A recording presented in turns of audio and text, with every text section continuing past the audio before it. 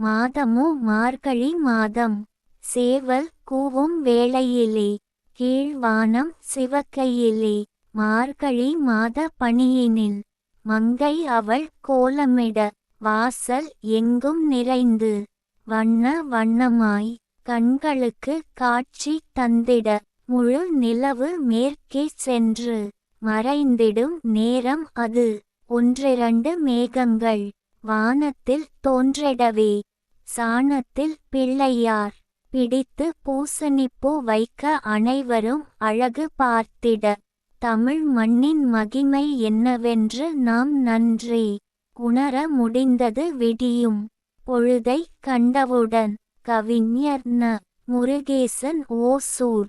கவிதையை படியுங்கள், பாருங்கள்.